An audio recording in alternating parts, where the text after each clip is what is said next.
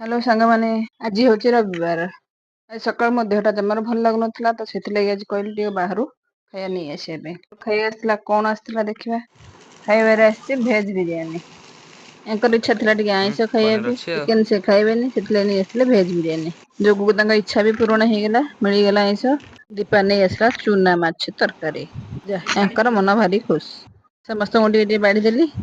ଯଦି ମୋ ବ୍ଲଗଟି ଆପଣଙ୍କୁ ଭଲ ଲାଗୁଛି ପ୍ଲିଜ ଲାଇକ୍ ଆଉ ସବସ୍କ୍ରାଇବ କରିଦେବେ। ବିରିୟାନୀ କୁ ଚୁନା ମାଛ ଚାଲିଲା 2 ଜଣ ଗାଡି ଆଉ ଉପରକୁ କେହି ଚାହୁଁନାହାନ୍ତି। ତାପରେ 4ଟା ବେଳେ ପୁଅ ସାଙ୍ଗ ଆସିଲା, କହିଲା ସାଇକେଲ ଚଲେଇବାକୁ। 2 ଜଣ ଯାକ ଗଲେ ସାଇକେଲ ଚଲେଇବାକୁ। ପୁଅର ସାଇକେଲରେ ପମ୍ପ ସରି ଯାଇଥିଲା, ପୁଣି ପମ୍ପ ମାରିଦେଲା। ତାକୁ କହିଥିଲି ଶୀଘ୍ର ଆସିବାକୁ, କିନ୍ତୁ ମାଡୁଆ ସାଙ୍ଗ ଦେଖିଲେ ସବୁ ଭୁଲି ଯାଉଛି।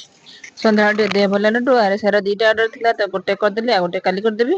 ଆରିସା କରିସାରିଲା ପରେ ଚୁଡାକୁ ଟିକେ ଭାଜିଦେଲି। ଚୁଡା ଭାଜିଆ, ବାଦାମ ଭଜା ସବୁ ମିଶେଇକି ତାକୁ ଗୋଟେ ଡବାରେ ପୁରେଇ ରଖିଦେଲି। ଆଜିର ବ୍ଲଗ ଏତିକି। ଦେଖା ହବା ଆମ ନେକ୍ସଟ ବ୍ଲଗରେ। Thank you.